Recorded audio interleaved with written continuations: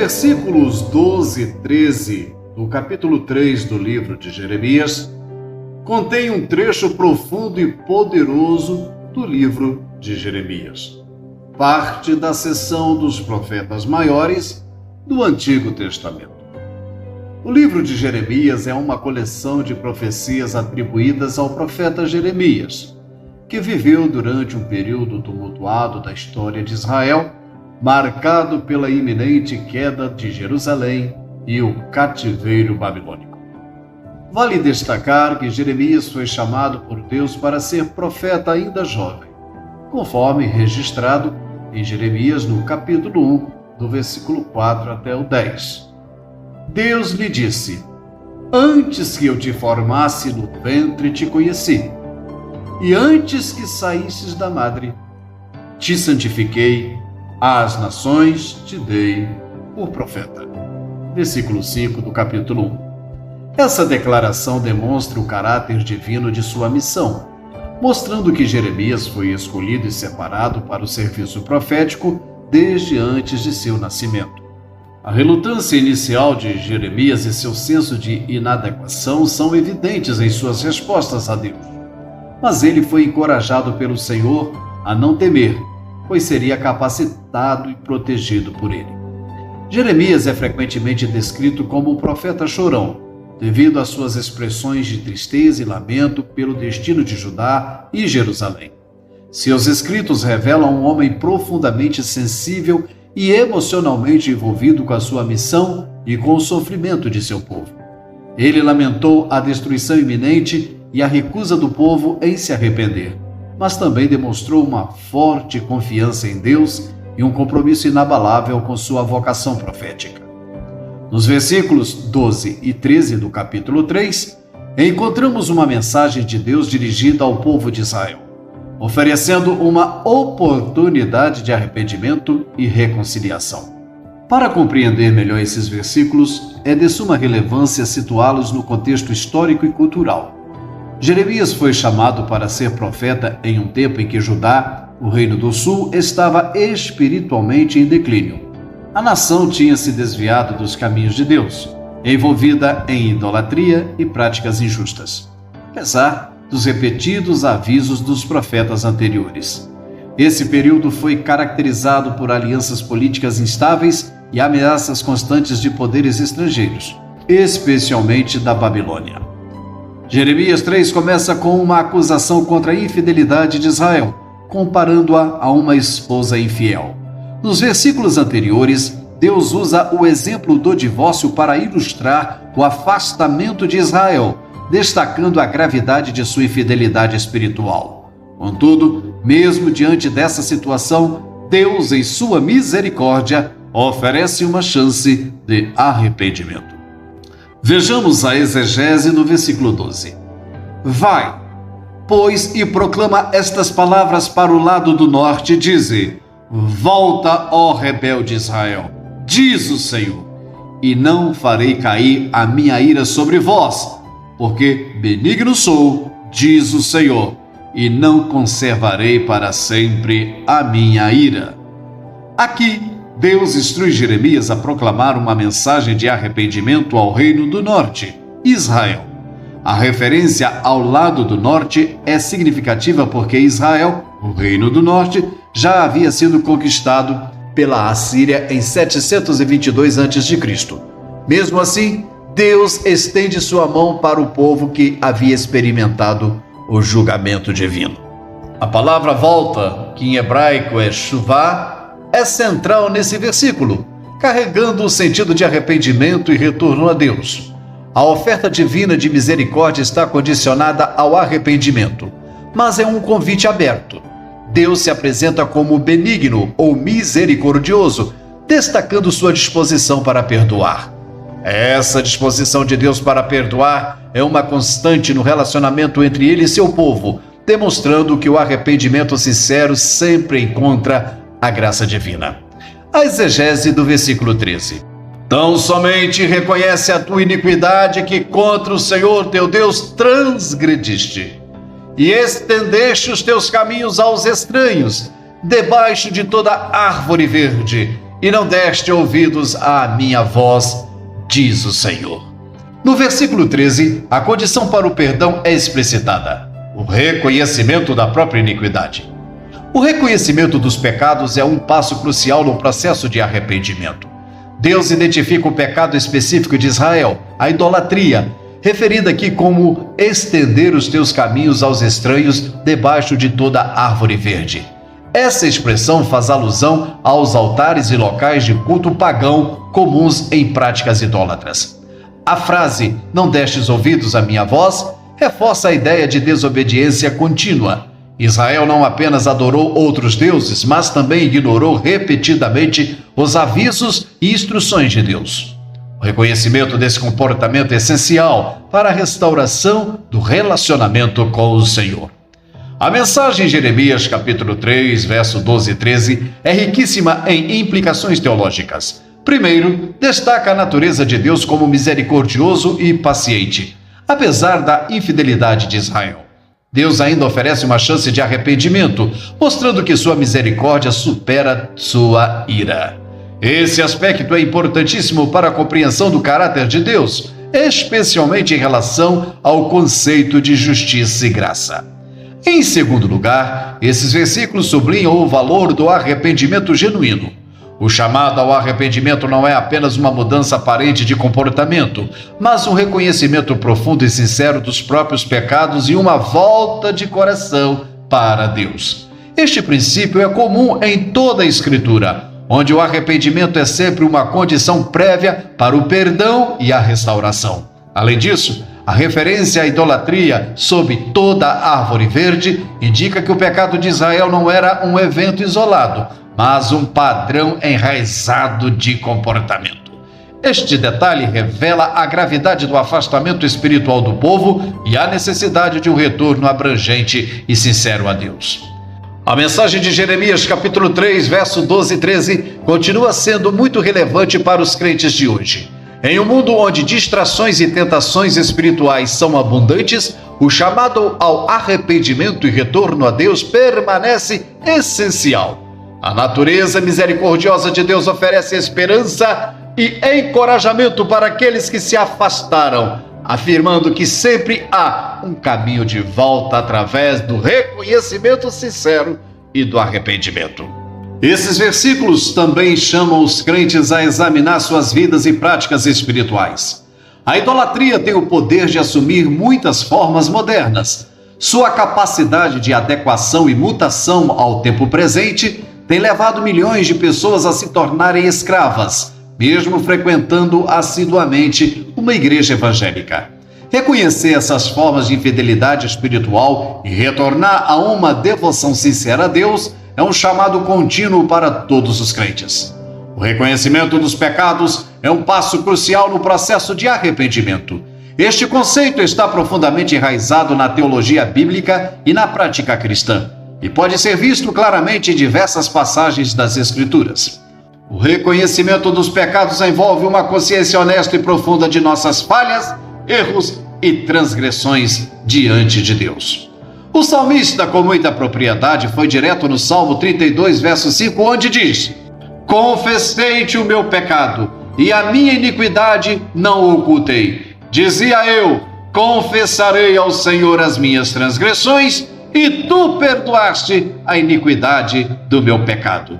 Aqui, o salmista destaca que o perdão divino segue a confissão dos pecados, mostrando a ligação direta entre reconhecimento, confissão e perdão. O sábio em Provérbios 28:13 informa: o que encobre as suas transgressões nunca prosperará, mas o que as confessa e deixa alcançará misericórdia. Este provérbio ressalta que esconder o pecado impede o progresso espiritual e moral, enquanto confessá-lo leva à misericórdia divina. 1 João, no capítulo 1, versículo 9, enfaticamente afirma: se confessarmos os nossos pecados, Ele é fiel e justo para nos perdoar os pecados e nos purificar de toda injustiça. A Epístola de João reforça a ideia de que a confissão é fundamental para a purificação e perdão dos pecados. O reconhecimento dos pecados exige humildade e honestidade diante de Deus. É um ato de admitir que falhamos e precisamos da graça divina. Sem essa humildade, o verdadeiro arrependimento não pode ocorrer, pois a pessoa ainda estaria se apegando ao orgulho e à autossuficiência.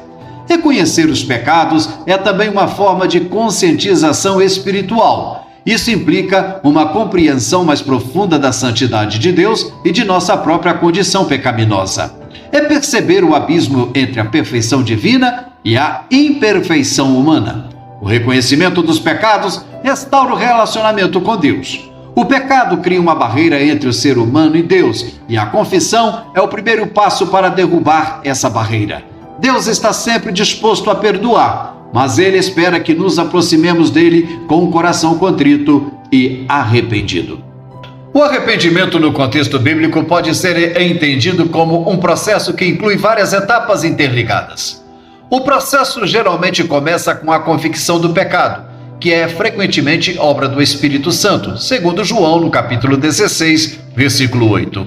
Esta convicção leva a pessoa a reconhecer que suas ações estão em desacordo com a vontade de Deus. Após a convicção, vem a confissão. Confessar os pecados é verbalizar e admitir as transgressões diante de Deus, e em alguns casos, diante de outros, como em Tiago capítulo 5, verso 16. Meus amados irmãos e caros ouvintes, o arrependimento envolve uma mudança de mente e coração. Em grego, o termo para arrependimento é metanoia, que significa literalmente mudança de mente. Isso diz respeito não apenas a reconhecer o pecado, mas também uma determinação de se afastar dele e buscar viver de acordo com a vontade do Senhor Todo-Poderoso de Israel. Deus promete perdoar e purificar aqueles que confessam seus pecados. Este é um ato de graça, baseado no sacrifício de Jesus Cristo. O arrependimento verdadeiro leva à transformação da vida. É o começo de uma nova jornada contínua de santificação, onde a pessoa busca viver em obediência e crescer em sua fé e caráter cristão. O reconhecimento dos pecados e o subsequente arrependimento são centrais para a vida cristã.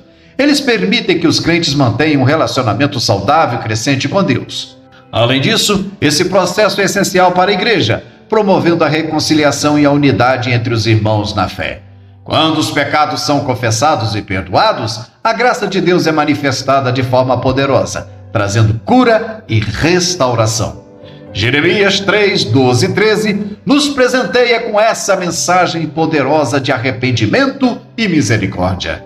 Deus, através do profeta Jeremias, chama seu povo de volta a si, oferecendo o perdão e restauração. A condição para essa restauração é um reconhecimento sincero dos pecados e um retorno genuíno ao caminho divino. Esse chamado não é apenas histórico, mas ecoa através dos tempos, desafiando cada geração a se voltar para Deus com sinceridade e confiança em sua misericórdia infinita. A teologia desses versículos sublinha a essência do relacionamento entre Deus e a humanidade, centrada na justiça, misericórdia e na promessa de renovação através do arrependimento. Que Deus, em Cristo Jesus, vos abençoe e pensem nisso.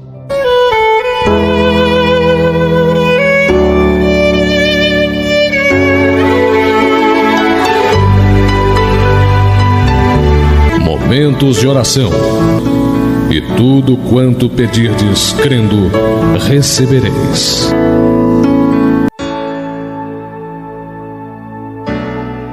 Deus bendito e eterno, graças te dou, ó Pai, mais uma vez, por esta palavra, pela ministração desta mensagem de reconciliação. Sinto-me honrado, meu Pai, por ser um canal abençoador, mas que toda honra e toda glória seja direcionada ao Deus Pai, Filho e Espírito Santo. Observamos, meu Senhor, mediante a Tua palavra, que o Teu Santo Espírito tem hoje uma mensagem de reconciliação e restauração. Com certeza, meu Deus querido, esta mensagem vai atingir pessoas, homens, mulheres, adolescentes, jovens, enfim, muitas e muitas pessoas, com o intuito de promover uma reconciliação espiritual, uma novidade de vida.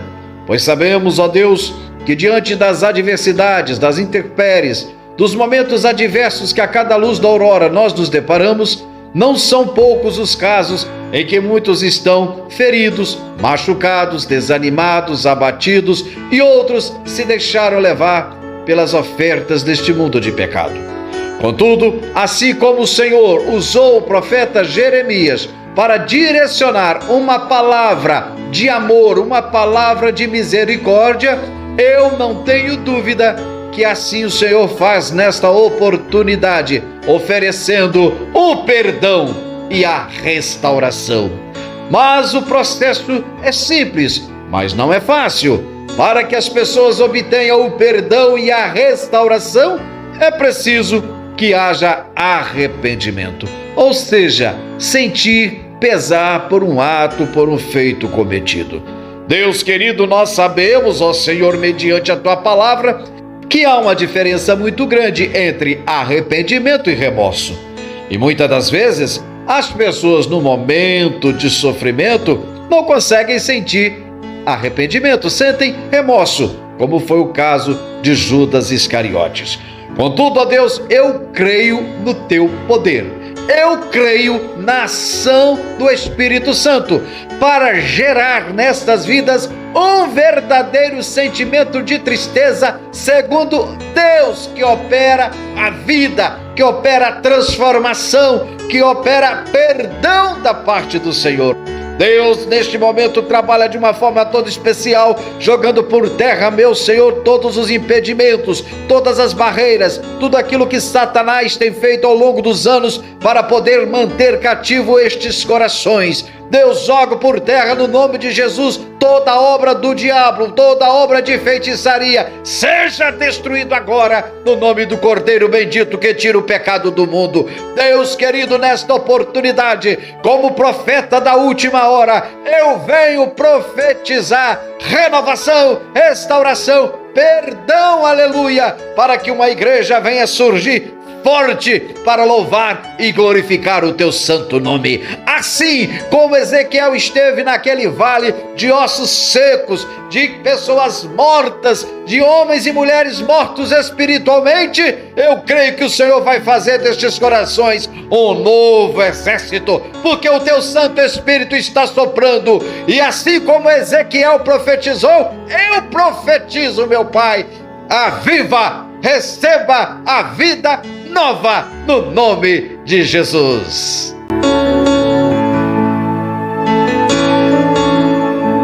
Meu amado irmão, meus amados ouvintes, ao longo do tempo nós temos tido a preocupação de trazer mensagens de cunho evangelísticos baseado em versículos bíblicos e também em ilustrações. Se você, ao ouvir essa mensagem, sentir tocado, gostou, achou que ela é proveitosa para evangelizar ou para poder ajudar um amigo, um irmão em Cristo, faça o seguinte: compartilhe, dê um joinha, faça sua inscrição e envie para o seu irmão. O nosso objetivo principal é evangelizar, ganhar almas para o reino e promover um despertamento espiritual a todos os ouvintes. Que Deus abençoe. Meu muito obrigado.